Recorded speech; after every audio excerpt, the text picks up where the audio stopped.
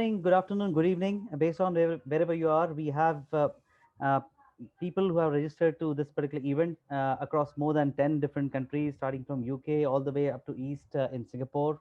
So I sincerely thank every one of you for joining us for this very interesting discourse today. Again, as I mentioned, very interesting discussion topic as we see significant interest globally in desalination plants. And I'm quite sure we all will have very interesting takeaways from today's session. Before we commence with our tech talk, I would like to quickly touch upon IC, just to give everybody a sense about what IC is doing in India and what is it that our focus actually is. Before we talk about that, I would like to share that we have more than 100 registrations received for this particular event. And I'm quite glad that it is sort of in continuation to the interest shown by a lot of people across the globe in Genesis Tech Talk series itself, where we have actually covered significantly wide-ranging topics across the entire civil engineering industry itself. And we continue to bring in extremely high value content through our programs from time to time. And I'm quite glad that the viewership is actually increasing and actually is very widespread across the globe. So thanks a lot for your continued patronage. I'll see more of you more often, and hopefully some of you will actually connect with us on a regular basis, and also hopefully be a part of IC someday. As you see, out of the 100 plus people who have registered, nearly 25% or a quarter of them are not associated with any professional institution, and I would really encourage them to come forward and get associated with ICE or similar other professional institution you are interested in.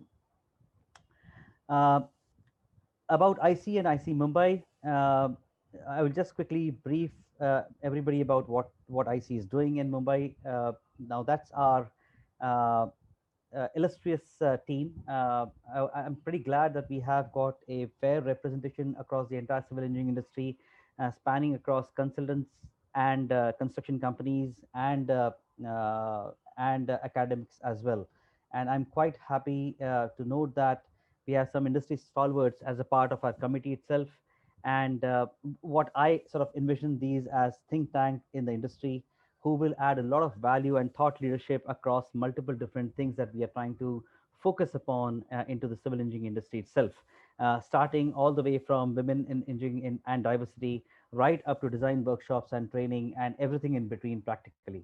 So I'm really glad that we have a plethora of knowledge through these stalwarts, industry stalwarts, and I'm very fortunate to have some very highly esteemed team members coming across very reputed consultants and consultancy organizations and construction organizations in India. Talking about IC, IC has got more than 95,000 members across the globe, spanning across 162 countries. I think it's one of the oldest professional institution. It's more than 200 years old. We just completed the bicentennial year a couple of years back, and I think it was very interesting to see some of the initiatives and some of the stalwarts that have been linked and associated with IC on multiple fronts, including some who have been delivering some marquee projects globally. Benefits of memberships, as is with many UK-based institutions, ICE is affiliated to the Engineering Council of UK and affords the charterships of the Engineering Council UK. It provides all the support needed for people who are aspiring to become chartered and are looking for specific career goals to achieve using the CPD and so on and so forth. And in order to explore these tools, there are a lot of support systems also available and various avenues open for people to help themselves develop professionally. So a lot of resources that you see listed on the slide itself, you will have a lot of access to all of these as you become member or as you get associated with IC in some form or the other. We have different grades of membership, and you can be associated with the ICE either as a graduate member or as a student member. If you are a CAD technician or a CAD designer, you can get associated as a Eng Tech, or you can become a full member, a chartered member, or a fellow as well. And these are different grades depending upon where you stand in the organization, where you stand in your career path, and you can pick and choose the right level of membership that sort of best fits you. So if anybody is really interested to understand this better, uh, please feel free to approach me, and I will be more than happy to help you out, figure out what suits you the best. Um, as a part of the Institution of Civil Engineers of the Mumbai, especially the Mumbai Association itself, we have always made a significant attempt to be relevant to the industry. It's very important that we are inclusive in what we do, what we are seen as, and what we do as leaders in the industry. In order to get more leverage from the platform that we are connected, we always bring in very high value technical content through some of our marquee programs like the Genesis now, which has practically become a global brand. And we have actually had some very interesting discourses spanning from business excellence to project management, including some aspects related to health and safety, to legal, contractual, and many other technical interesting topics. For example, we had a session on seismic engineering and geotechnical as well. So we have tried to cover as many different aspects of civil engineering and and aspects that matter to civil engineers working in the industry, and help them out uh, learn things from the experts that are actually available to us through our platform. Uh, Apart from technical talks, we have also been doing some very interesting excursions. And I think one of the excursions that we did sometime last year was visiting the Statue of Unity. Likewise, we have done some site visits to the metro tunnel construction as well. And I'm quite sure a lot of you professionals who we have on the call have benefited from some of these. So if you're interested and want to be a part of similar kind of excursions in the future. Obviously, because of the lockdowns, we have not been able to organize as many as we would have liked to. And I think, considering the situation right now, as far as the COVID-19 pandemic is concerned, we will always want our professionals to remain safe wherever they are. And only once we feel that it's safe enough to conduct site visits, we'll start conducting these. And again, we'll be doing these sessions in as safe an environment as possible. And we'll bring these to you, which are value adding to every single professional within the entire membership. Uh, Apart from these two initiatives that I mentioned, we have recently in June, on the International Women Engineers Day, we launched the Women in Engineering Initiative across IC India itself. And under this, what we are trying to do is we are trying to foster collaboration and inclusiveness to shape an equitable civil engineering industry, with the intent that we are more inclusive, with the intent that there is an issue of gender diversity when it comes to India. We are hoping that we try to understand what are these problems that some of our women professionals are facing. Are there challenges that we can actually support or address in some ways or the other, and change the diversity considerations for our Indian professionals, who will bring in value and help the Indian infrastructure see a significant boom and be able to contribute to the overall growth within India, which is pretty promising, especially when it comes to civil engineering and the overall infrastructure demand that we see arise through the development that we see or foresee in India itself. So all of these initiatives are actually shared through some of our media channels. You will have access to Instagram, our LinkedIn pages, our Facebook pages, and all of these are actually available for you to take a look at. There are some very interesting stories of inspiring women engineers who are contributing significantly in many ways to the industry. And for those who are sort of sitting on the edge, wondering whether it's a time for them to come back, feel free to read through this content, be inspired, and come back and join the bandwagon, join the civil engineering industry to contribute in a much, much bigger way in your own respect.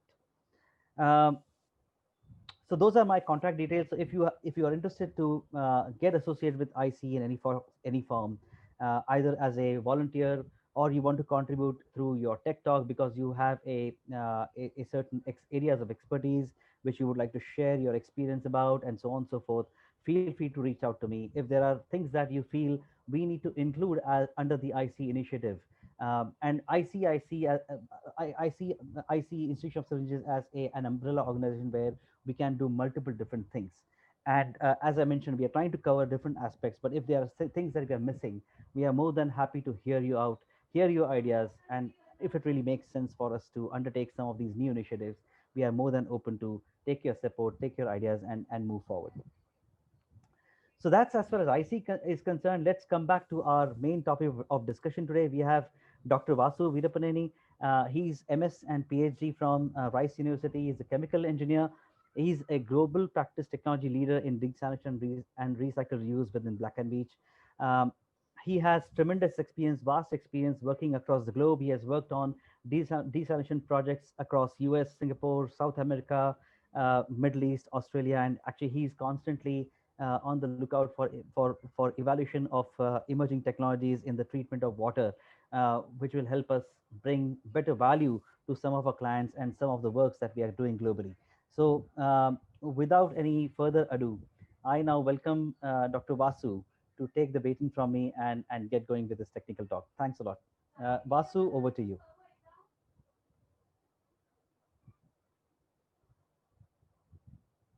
Yeah, 1 second while I'm sharing my screen.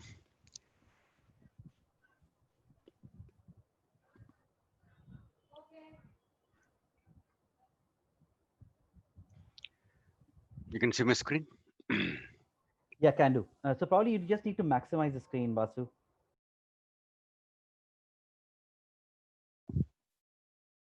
or go the slideshow mode. Great, that's fine. Okay.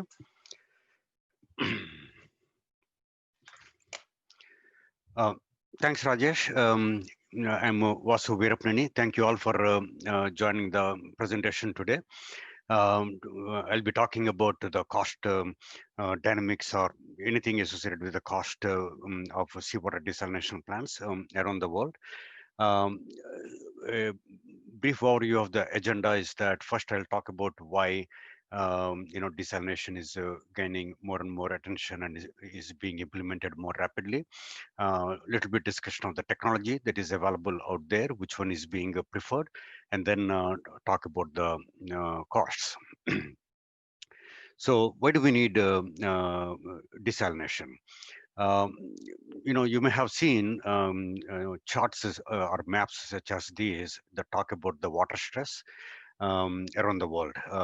They may differ, showing different regions which have the stress, but all of them point to the same thing, that there is increasing water stress around the world, and it is only getting worse, primarily because of the changing weather patterns, climate change, but there are also other factors that are causing that. Of course, the most obvious one is increase in population growth. I'm purposely showing an old projection by United Nations, which was done in 2000, projecting what the population would be by 2050. Surprisingly, if you look back, in 2000, it is at 6.1 billion people, and they're projecting that we will be at 8.9 by 2050. And this projection is reasonably accurate. They still think that we will be at 9 billion.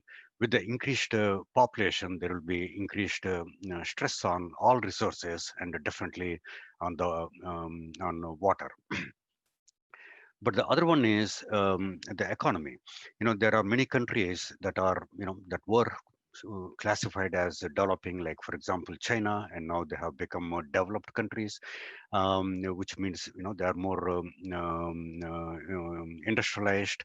The standard of living has gone up, and whenever these things happen, the water demand increases. The increase in water demand typically correlates with the increase in GDP of a country. Same thing with the industrial activity. The only area where the water demand has been controlled is the agriculture, with the improved irrigation methods that the people are implementing around the world.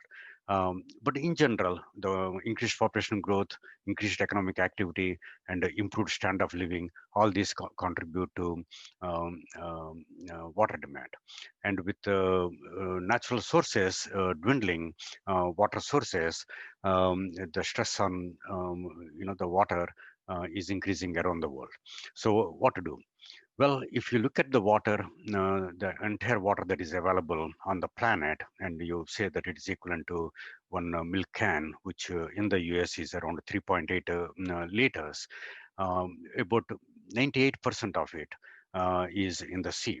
And the remaining 2.5% is the so-called fresh water, but 70% of it is locked up in the glaciers and the ice caps, both at the north and the south pole.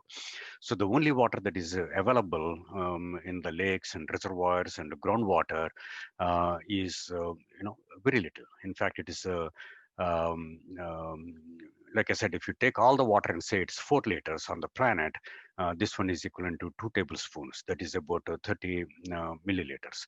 And if that water is evaporating or dwindling, or it is not raining, or you don't have that water, and if you are in a coastal region, it is obvious that you start looking into using the seawater after appropriate treatment, because it provides a relatively unlimited water source. And sure enough, people have been doing that. This one shows the new desalination capacity that has been added in each year, shown in the bars here. And then the line is the cumulative capacity, desalination capacity that has been implemented globally.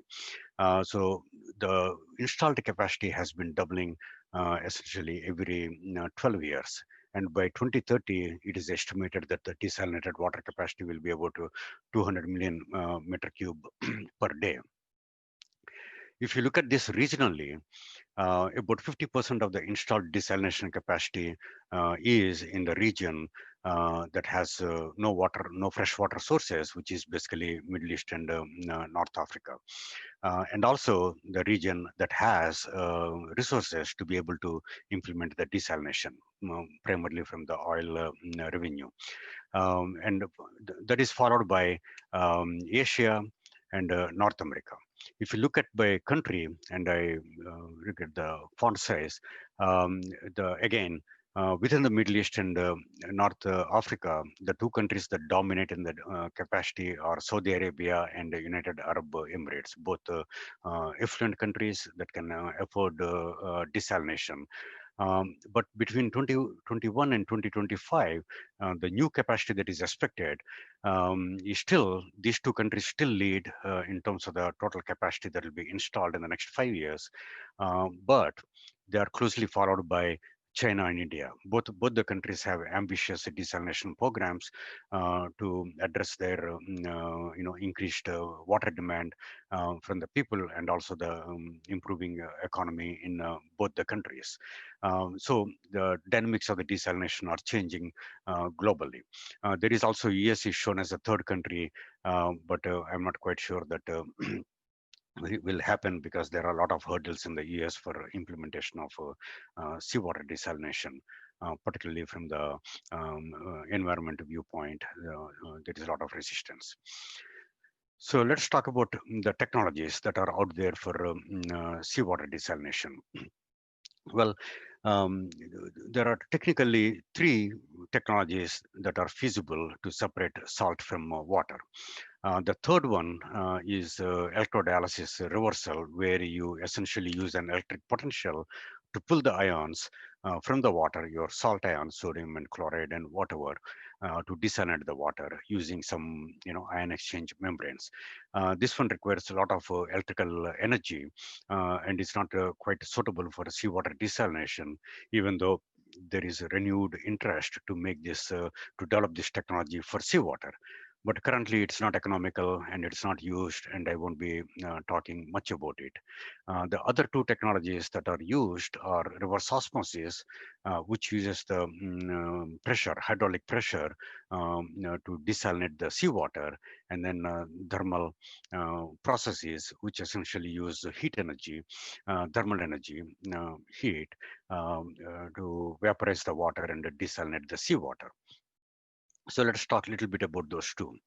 Uh, Thermal desalination, basically, it boils the water, takes the vapor that comes, that you create, and then you condense it, and you have essentially desalinated the water.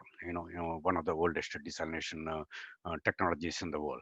And the way you do it could vary, how you boil the water, how you condense the vapor, and when you condense the vapor, how do you use the heat in that vapor beneficially within the process.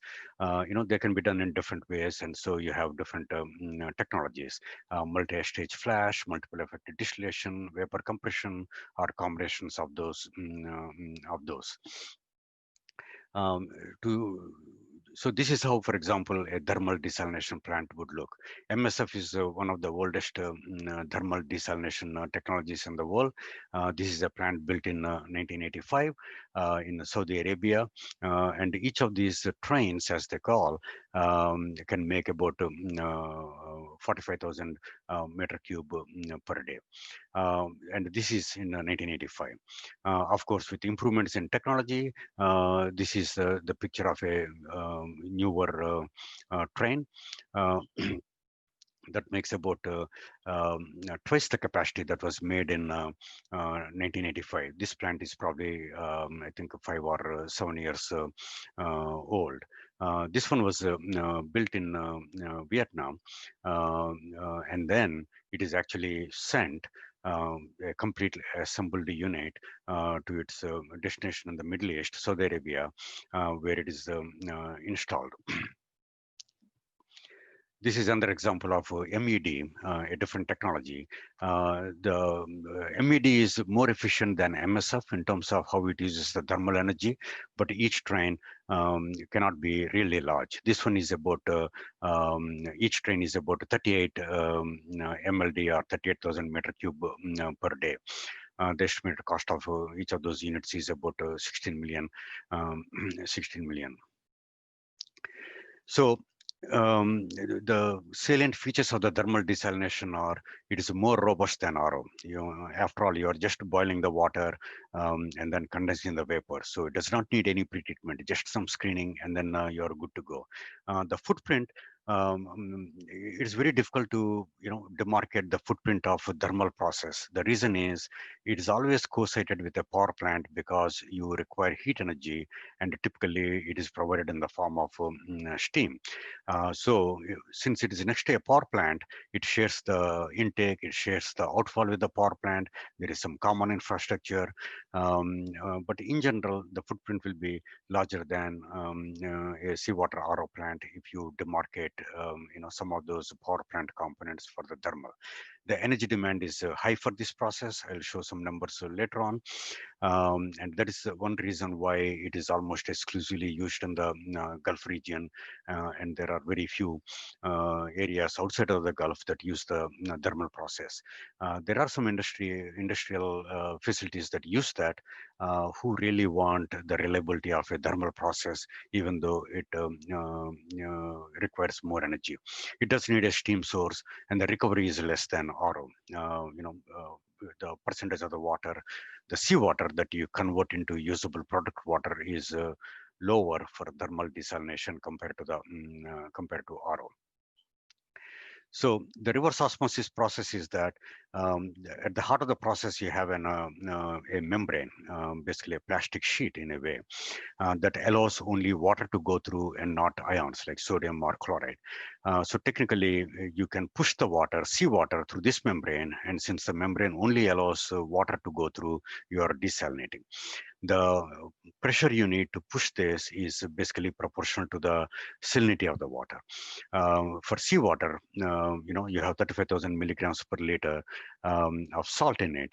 And the salt gives a property called osmotic potential to the water, basically osmotic pressure. You have to overcome that pressure. Uh, so the osmotic pressure of the seawater is about a 20 bar, 20 to 25 bar. But when you want to convert 50% of that into desalinated water, the pressure you need approaches something like 60 bar. It does require good pretreatment, and higher recovery is possible with RO compared to thermal processes. So this is how the RO plants look. This is the first figure is the plant in Melbourne, Australia, one of the most expensive RO plants in the world. The one below here is desalination plant in Hong Kong that we are working on as the Hong Kong Water Department's engineer. This is currently under construction. The one on the right top is the Marina East Seawater Desalination Plant, where again we have been working as engineer for the Public Utilities Board of Singapore. In fact, Melvin Singaram, who is in the audience, has worked on this project. This is in a very nice location in Singapore. So the plant has been built to blend with the surrounding areas, and bulk of the plant is below ground. There is a park on the top of the RO plant, something you can't do with a thermal plant, by the way. And this is Tuas Seawater Desalination Plant in Singapore. And this plant is one of the largest plants in the Asia region, first largest plants in Asia region, and the first plant in seawater desalination plant in Singapore. Since then, they have had 5 plants, and more are coming in Singapore. This one also set the lowest cost record for a seawater desalination in the world in 2005. And that record is only being broken now after 15 years. So this one gives a comparison of the different desalination processes. The first 3 listed here are thermal, and here is the RO. So this one shows the energy consumption. For thermal processes, you have the electrical energy, which is shown in black here, to convey the water within the thermal plant. And then the numbers in the blue are actually your steam energy converted to equivalent kilowatt hours. And then the sum is shown here. So as you can see, the energy you need for the thermal process is around 12.7 kilowatt hours per meter cube, which is significantly more than that of RO process. The recovery is also lower for the thermal processes compared to RO, and then the capital costs are also higher. So because of these reasons, if you look at this graph, how the technology is distributed around the world in the operating plants, you can see that seawater RO, shown here as light green, dominates, followed by multi-stage flash, the darker green, and then the other green is the multiple effect distillation. And outside of the Middle East, like I said before, reverse osmosis is the most preferred technology. So let's talk about the costs, and particularly I'll be focusing mostly on the seawater RO and not on thermal processes. So by the way, so if you look at this picture, and this is not like some rocks that are arranged on the beach to say at what cost. These are actually people that have assembled in this form to protest a desalination plant in Australia, primarily from the viewpoint of the cost, because they are pretty expensive. But the reason why Australia had almost every major city in Australia has implemented seawater desalination plants is because of a 15-year drought. That every year they would think that it is going to end. It would not end. It lasted for 15 years, and the reservoir water has depleted to about 10%. And then almost every city was forced to implement a seawater desalination plant, irrespective of the cost. But there was still some opposition of the amount of money that was spent. So Before we look at the water costs, seawater desalination costs around the world, let's look at the water cost. This is just, if you are living in a country, what is the average cost of the water in that country? As you can see here, and I randomly picked some countries from a survey done by Global Water Intelligence in 2011. And even if you take the latest data, you see quite a bit of a disparity in the water cost. It can vary as much as $5 per meter cube in Aruba, which is an island, which relies, by the way, in some of the seawater desalination technologies, all the way down to almost nothing in Saudi Arabia. Now, which, by the way, uses the most inefficient desalination technology, multi-stage flash, for about 70% of it desalination plants, and still gives the water free, highly subsidized to the people. So the water cost itself varies a lot. You look at Canada, which does not have a desalination plant, that is about $2 per meter cube. You look at Italy, it is only $1 per meter cube. So the water cost itself varies a lot. So why do people expect the seawater cost to be comparable around the world? I always get questions when I'm working on a plant in Chile. They say, "Hey, we read that a plant in Middle East costs this much. How come our plant is, more than that or less than that?" They want to know, as though they should be identical. And the reason why people think the seawater cost should be comparable are severalfold. One is, all of them use the seawater as the source water, and the salinity of the water in the oceans is the same, whether it is Indian Ocean or Atlantic Ocean or Pacific Ocean. It is about 35,000 milligrams per liter. Only when you come to the smaller seas like Red Sea or other seas, it can be higher, like 40,000 or 50,000 milligrams per liter, because they're very small seas and there could be evaporation. But when you look at the bays, like Bay of Bengal or Arabian Sea, which are pretty large, the salinity is about 35,000 milligrams per liter. So people expect, if I'm using RO technology, I should be requiring very similar energy to desalinate that, so the cost should be similar. And there are few technologies, MSF, MED, and seawater RO. So they think that all the MSF plants cost should be comparable, all the seawater RO plants should be comparable because they're treating the water with the same salinity. And then the global contractors, they're not like dozens and dozens. There are probably like 10 major international global firms that can do seawater desalination. And then the energy cost outside of the Middle East is in a way comparable. Because particularly these days, when you have many natural gas power plants, the energy cost should be comparable. So given these reasons, people expect them to be the same. But that is not the case. And I'll show some data. But before we talk about the cost, let's define the cost that we are going to talk about. Most of the desalination plants, particularly for the municipal utilities, that supply water to cities, they're procured under DBOOT, that is design, build, own, operate. Typically, the contractor finances the project themselves and then sells the water to the utility. So, for example, the Public Utilities Board of Singapore or Water Supply Department of Hong Kong, they issue an RFP. They say, we want somebody to come in and desalinated water. We'll enter into a 20-year contract to buy the water from you at a unit cost, dollars per meter cube. And then somebody will propose the lower bid and wins the project. And before awarding the project, the utility will, post the bid results, which are typically the first year total water cost. What is the cost of the water? Dollars per meter cube, $1 per meter cube, let us say.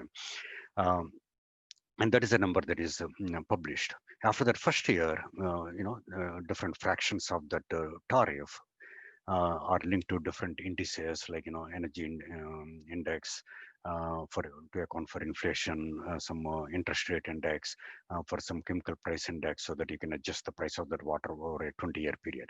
So that is the number that is available, and that is the number I'll be talking about, dollar per meter cube. And that dollar per meter cube is typically split into two major components. One is a fixed component, and the other one is a variable component. The fixed component. So if I'm the contractor, I and I win the contract to supply the water to whoever is buying it for let us say $1 per meter cube, I have to borrow some money to be able to finance the project and build the plant. So I have to pay back that loan. So that payment is a fixed cost, no matter what, whether I'm making the water or not with my desal plant. I have built the plant and I have to pay the loan I took to build that plant. And then you have the fixed O&M component. I have to maintain an operating staff, for example, whether I'm making water or not. I have to keep them at the plant so that when I need the water, they are there to operate the plant. There will be some fixed O&M costs even for the electrical connection, for example. Some maintenance I have to do whether the plant has been making the water or not. So all these form a fixed cost component, typically which is about 50% or 60% thereabouts of the tariff. Then I have the variable costs, for example, the chemical usage, for the other consumables, which are directly proportional energy that are required to make a certain amount of water. So that's how the tariff is split.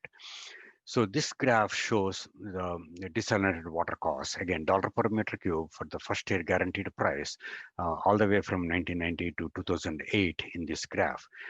So as you can see, there is a big jump initially from 1990 to around 2005 period. That is because there were some improvements in the technology with respect to the energy recovery devices, with respect to the membranes, and also there has been a spurt in the implementation of the desalination technology around the world during that time. For the first time, people are feeling the pressure of water stress and are investing money in building some desalination plants. So that contributed to a significant drop because of the improvements in technology and also because of the competition. But since then, it has been relatively steady. Around $1 per meter cube has been the trend till about 2008. And to zoom in here and add some more plants here, I have done one more that starts from again from 2002 or 2000 to 2012.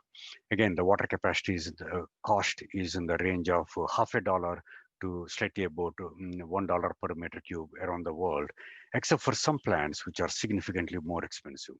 And these plants are basically essentially the plants in Australia. You remember that Protesta had shown you. Where it could be as much as $2.5 per meter cube of water. And that is for several reasons that I'll briefly touch upon. But this gives you an idea of the water costs around the world in terms of dollars per meter cube. So the tariff, so where does that money go? How do you assign that money? Typically, this is one example of a plant, for example, in from 2005. Typically around 50% of it is or 60% is the fixed cost, which is to pay back the cost of the construction of the plant and other fixed costs like labor. And then the remaining thing is the variable cost. So if you take the variable cost, about 25% of that is energy, and the rest are for chemicals and post-treatment, membranes replacement, and all the other components. So just to give you some idea of what contributes to that water cost. And interestingly enough, this number may change where you are in the world, from 0.525 all the way to $2 or 2.5. But we have noticed that this split more or less remains the same generally. Around the world. So what are the technical factors that affect this water cost, like all the way from half a dollar from per meter cube to $2 per meter cube?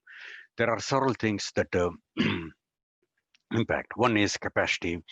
of the plant has a direct impact on the water cost per meter cube, intake type, raw water quality, and the pretreatment that you need, treated water quality goals, solids handling, the concentrate disposal requirements, reliability that you need, environmental issues.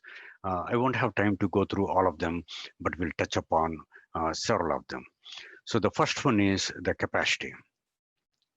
The unit cost of water, dollars per meter cube, is very much dependent on how big the plant is. If you take a smaller plant, this should have actually read MLD, not MGD. Um, the the smaller plants, the unit cost is a lot more higher compared to the larger plants. For the larger plants, typically the tariff is between 0.5 to $1. But when you come to the smaller plants, it could be significantly higher, mainly because economy of scale. The smaller plants do not have the economy of scale. You still have to put a pipeline into the sea to get the water. It's a lot cheaper on a unit cost basis to put a bigger pipe than to put a really small pipe into the sea, because you still need to get all your equipment and do the construction, but you are doing it for a smaller pipe. That's one reason why many of the seawater desalination plants are in the range of 200 MLD or larger to take advantage of economy of scale. And then the intake costs. There are different ways you can abstract the water from the sea. You can have beach wells, if feasible, to be able to abstract the water, or you can have an open intake and anything in between. The cost will vary depending on the type of the intake that you're using to meet the local environmental requirements. So here is an example of an intake in the Middle East for a Fujairah plant. The intake is essentially a pipe that extends into the sea and abstracts the water. So the intake is here, the desalination plant is here. By the way, this is the one where they use a thermal process, MED.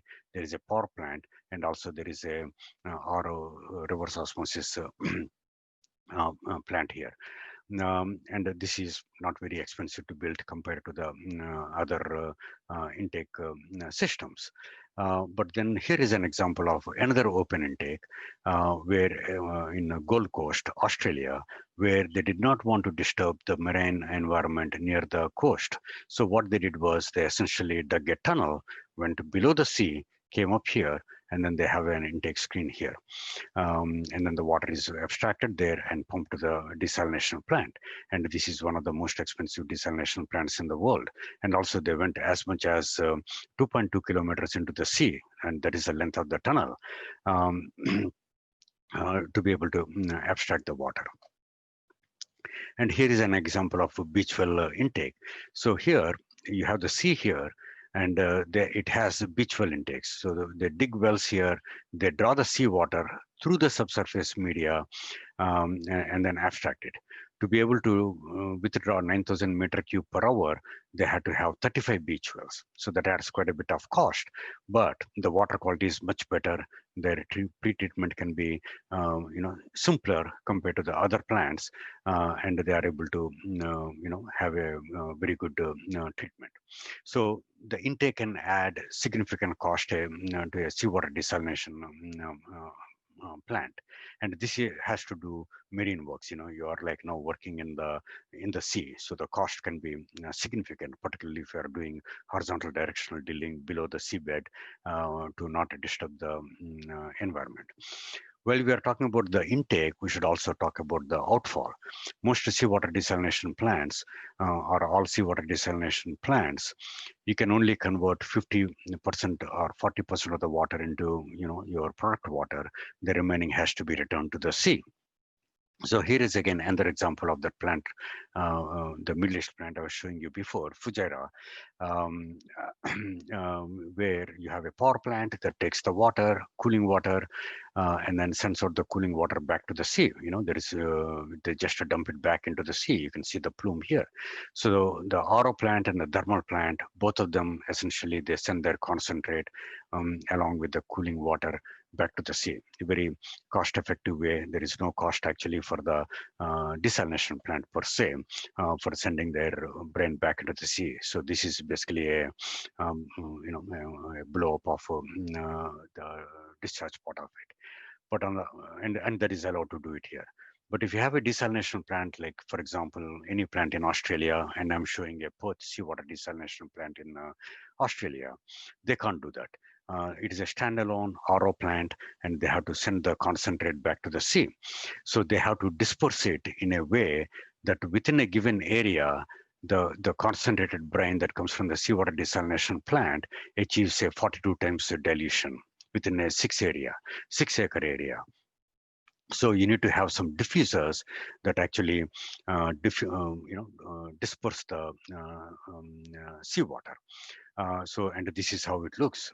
This is the diffuser, the brine diffuser. So the water comes in here, and it is sent to the diffusers on both sides. And in fact, they even had to do a dye test to show that they are able to effectively disperse the water that does not impact the marine life. So that adds a lot of cost to the seawater desalination plant. But this is not all countries are required to do this kind of dispersion. So these regulations can have significant impact on the seawater desalination cost. The other one is the solids handling. In the seawater desalination, you add a coagulant to, for the treatment, just like any other water plant. You want to remove the particles in the seawater. And then you have to dispose of that coagulant that you added. In some parts of the world, for example, this is an example in the Middle East, you can just simply send it back to the ocean. They were using an iron coagulant. So you can see the solids that you created while pre-treating the water. But for example, here in Tampa Bay desalination plant in Florida, you cannot do that. You have to remove the solids that you added. So you have a belt filter press, where you thicken, you remove all the solids that you added, and you send only the water without any solids into the sea, and you send all your solids to a landfill. That adds to the cost of the seawater desalination process. So that is all these costs are associated with getting the water from the sea or what you can send back to the sea. But what about the main process itself? Well, one thing that contributes a lot to the seawater cost is the pretreatment. It is the most critical component. Your reverse osmosis membranes are very good at removing salt, but they're not designed to remove solids or other things that are present in the sea, like turbidity or algae. They can remove them, but they're not designed for it, so they clog up if you don't remove them. So for cost cutting, people try to skimp on the pretreatment. It is typically undersized, or they do not pick the appropriate process that matches the water quality, and you start having problems. In fact, if you go to different desalination plants that are having problems meeting their targeted design capacity, and ask them what the issue is, I bet that many of them, most of them, 90% of them will say that it is the pretreatment that's not working well. So a well-designed pretreatment will improve the reliability of the plant and also reduces the operating costs. But it will cost. There will be capital costs for a well-designed pretreatment system that you need. So here are some advanced pretreatment configurations. That Singapore plant I showed you before, 2005, the first plant in Singapore and one of the first largest seawater plants in Asia. So that is the pretreatment process for that process. It uses the dissolved air flotation and filtration to address algae and oil grease. There is another plant that we are doing now in, for example, Jurong Island, or the Marina East that has been recently commissioned, that uses the membrane filtration. It also uses the dissolved air flotation. For example, in Barcelona, Spain, they have dissolved air flotation and 2 stages of filtration. So they vary a lot depending on the water quality. And all these plants are able to operate well and meet the design capacity because they have the right pretreatment that matches the seawater quality. There is one that I want to talk about, which is algae. And for many seawater desalination plant, this is the biggest decision they have to make. If you do have algae in the water, you very likely require dissolved air flotation because algae float. So that is only the most efficient way to remove the algae from the seawater. This graph shows the algae occurrences with these red dots in 1970s, and this one in 2015. So the occurrences of algae are increasing. You can see that there are a lot more red dots in this graph compared to that one. So the frequency is increasing. The locations where algal blooms are occurring is increasing around the world. So they can significantly impact the seawater RO operations. If you're not designed to, the plant is not designed to address the algae can plug up your RO membranes or your pretreatment, and you won't be able to make the water for the period. And the algal occurrences can be once or twice a year, and they can last anywhere from 1 day to 1 month. So if you do not have the treatment that addresses that, you should be prepared for, okay, fine, I'm okay for 1 month, up to 1 month that I may not have water. In which case you can save money by not putting the DAF and you won't operate your plant. But if you want the ability to operate the plant, even during the algal occurrence, then you have to go ahead and invest some money for dissolved air flotation. In recent times, people are combining some processes to reduce the cost. One is, what if you have algae, and what also if you have, um, sorry about that.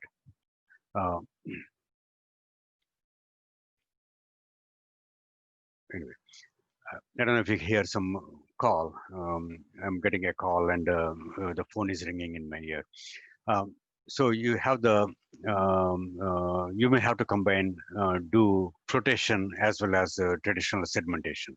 So there is a process that you have, DAF and sedimentation. And some people are trying to combine both of them, where you have plates as well as the flotation together to save on the cost. Or sometimes you can combine DAF with the filtration, as we have done in the first desalination plant in Singapore, where the DAF is on top of the media filtration that can reduce the cost and also the footprint. In recent years, people are using MFEF membranes as the filtration process rather than media filtration. It does add cost, but it does give you better water quality. The main issue is that if you really go for a true design, build, operate, and do not show any preference as a utility, you still get bits with media filtration because that is still more cost effective than MFEF. But of late, some utilities are requiring MFUF, the membrane filtration, despite the cost, because of the better water quality that you get with MFUF. For example, most of the recent plants in Singapore have MFEF. In Australia, quite a few plants are media filtration, and only 2 plants have the MFEF. So most DPO contracts typically have media filtration, except for Singapore, where they prefer membrane filtration. Treated water quality goals also can have a significant impact on seawater desalinated water costs. So for example, this one shows if I just use the RO process, a single pass, what is the water quality that you get? You know, your TDS can be, seawater is about 35,000 milligrams per liter. You can have 270 to 540 milligrams per liter of TDS in the permeate. That may be okay for most people. But then look at the sodium. Sodium can be as much as 300 milligrams per liter. Some utilities do not want that. For example, in Tampa, Florida, they want to have less than 50 milligrams per liter. In Israel, they want to have less than 100 milligrams per liter of chloride because they found that it impacts some of their crops. Same thing with boron. Some people want to have boron less than 0.5 because it can have significant impact on some crops again. People normally want to have different water quality goals to meet whatever the local needs are. And that results in a second pass. You basically take the water from your seawater RO process and then you treat it again with another RO process. That adds quite a bit of cost to the seawater desalination process. But you have to be very careful. Historically, people used to say, "Oh, I want zero point 0.5 milligrams per liter of boron," because that's what the World Health Organization recommended. So many plants were built that way, and then now people realize that that's not needed. For humans, you can have up to 2.4 milligrams per liter of boron without any health impacts. So why are we specifying zero point 0.5? So the World Health Organization actually revised the boron requirement when it realized that many seawater desalination plants are being over-designed to meet that requirement. So they have reduced it down to 2.4 milligrams per liter to reduce the impact on seawater um, plant costs. Um, and the same thing for your chloride and sodium and other requirements. Do not over design the plant to meet more stringent requirements than what is required. So the other things that impact the seawater desalination costs are the material costs. Seawater is corrosive, so the steel, structural material, and the process material like your piping, it requires a higher grade alloys that adds quite a bit to the cost of a seawater desalination plant. The building materials that you require. And then the copper, people tend to forget that seawater is an energy intensive process. You have a lot of copper wire. So the copper price is going up, the actual cost, your electrical cost goes up, the construction cost. Same thing with the plastics, you have the membranes, you have the piping, low pressure piping that is all plastic. So they can have significant impact. In fact, during the 2003 to 2005 period, there was a low demand for desalination.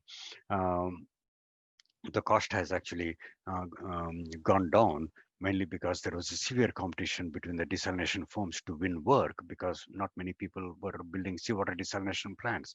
The two plants that were done, Ashkelon in Israel and Tuas, were very close to a very low cost that has set a record that was only broken recently.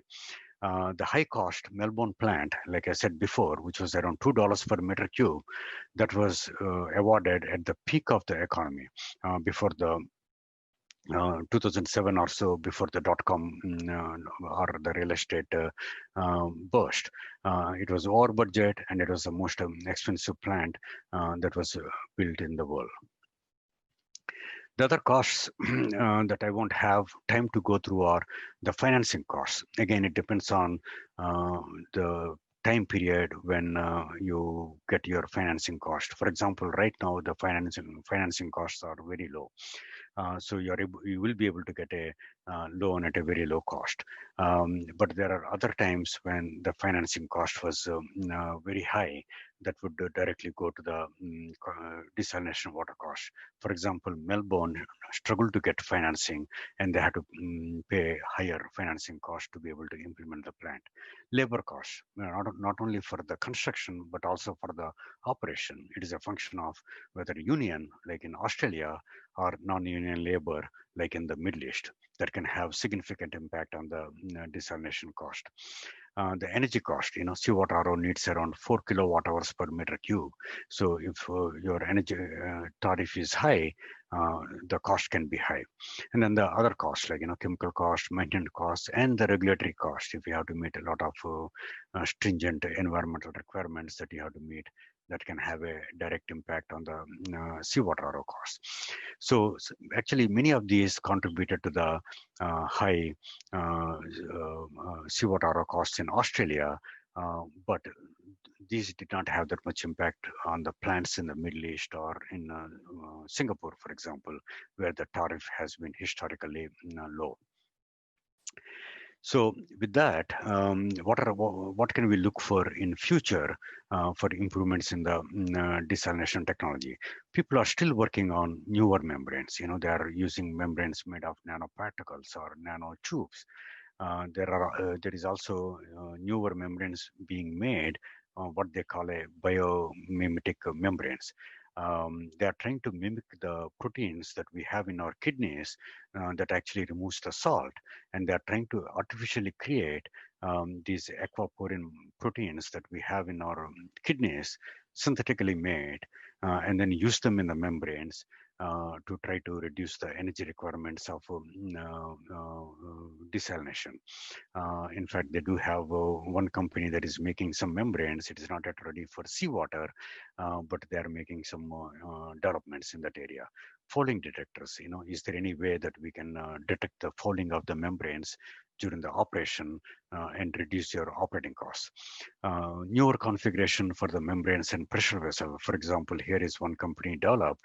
Before you used to have, some 6 or 7 membrane elements in one vessel, but now they want to put as many as 20 or 30 or 40 membrane elements in one vessel together to save the cost of um, uh, the construction of the seawater RO trains.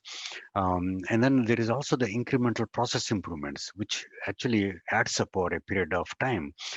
For example, energy recovery devices, they're already at 95, 96% efficient in recovering the energy that is used in the seawater RO process. The pumps, some time ago, they were in 1990s and early 2000s, the efficiency was only 83 to 85. But now there are pumps that can achieve 88% to 89% efficiency, better intake, and so better water quality. This is something that people are working on, like beach wells, to make them try to make feasible. And of course, the pre-treatment and trying to offset some of the cost with renewable energy. So this again shows the seawater desalination cost dollars per meter cube all the way to 2020. As you can see, back in 2003, 2005, the cost was around 0.5. The costs went up, for example, briefly here, and then now we are back and below the record that was set in 2005. Now we are below the 0.5 mark in seawater desalination cost, particularly in the Middle East. So the water cost does vary. It does vary geographically, the time the project was executed, and many other factors that contribute to the cost. So in 2020, the seawater water cost has again gone down to 13, sorry, this should have been 2000 to 2005 period. So I think that concludes, my presentation on the water costs, desalination water cost around the world. If you have any questions, I don't know how much time we have, but you can always contact me. My email is listed here. The picture you see is the Hong Kong seawater desalination plant. It's a 136 MLD plant that is being constructed in Hong Kong right now. It is built for expansion, basically ability to duplicate the plant on the left side shown in the picture for future increase in capacity. With that, I'll pass it back to Rajesh to see how much questions we have for. Yeah. So thanks a lot, Vasu. I think that was really fantastic. Great presentation. I think it really gave a very interesting insight about multiple different facets, right from the whole concept of desalination as to why desalination and the status of desalination, and much sort of dug deep into the cost aspects and how we can manage costs a bit better, and identifying some key factors influencing cost. So that was really very insightful. We already have a few questions. Probably we'll continue for a few more minutes now. I think I'll just take 2 or 3 questions. I mean, we have completely run out of time, to be very honest. But I think considering the interest in the topic itself, we already have about 2 or 3 questions. I'll just quickly read out each of them. So there is one from Mr. Vijay Narkar, who is asking, yeah, what is your opinion on the cause of algae bloom over a period of time? Sorry, the effect of algae on cost? No. What is the cause of algae bloom? Cause. Yeah. It is basically the pollution that is occurring around the world, because for the algae to grow, you do need some nutrients, and also the currents. The currents are changing around the world, and some of these algae actually it has to be transported to some other parts of the world. They don't automatically come by themselves. So the increased shipping, the changing ocean currents, they are carrying some of these algae, and also they're carrying some of these nutrients all around the world. So attributed to increased pollution, increased shipping traffic, and also the changing weather patterns that are making, the water warmer in some parts, or if the water is already very warm, cooler water. That is contributing to this increasing tendency. It is not only the algae, for example, the jellyfish also is occurring in many parts of the world, which I haven't touched upon, but is an issue for the desalination. They can clog up your intake, and people are noticing jellyfish in different parts of the world that they have not seen before. Right. And so, yeah, Great. No problem. I think we have got a couple of questions from some of your colleagues as well. In fact, Melvin is asking, is forward osmosis a viable emerging technology that could prove to be an improvement yeah, in this particular segment? I mean, in terms, yeah. especially in terms of energy consumption. Yeah, a very good question. In fact, about 5 years ago, there was a lot of hype on the forward osmosis, which basically uses the natural osmosis to be able to desalinate the water. I won't have time to go into the principle of operation, but thermodynamically, it is simply not possible for forward osmosis to be more energy efficient than reverse osmosis. In fact, the companies that try to make it economically viable for large-scale seawater desalination plants essentially went bankrupt. But it is good. People are using some components of that forward osmosis to be able to improve the efficiency of a normal RO process. Um, for example, increase the recovery. They are trying to develop that, but forward osmosis as a standalone process, I don't think it will be feasible in a near future. It can be added to an existing RO plant at the back end to take the concentrate and squeeze probably another 5 or 10% more water. Right. And then there is another question from Pushkar, who's saying, who's asking whether the $1 to $2 cost per cubic meter includes the replacement cost of membranes, and what is the typical lifespan of a membrane of for, I mean, Yeah. assuming that it's a well operated plant. Yeah, so that $1 to $2 includes all the costs.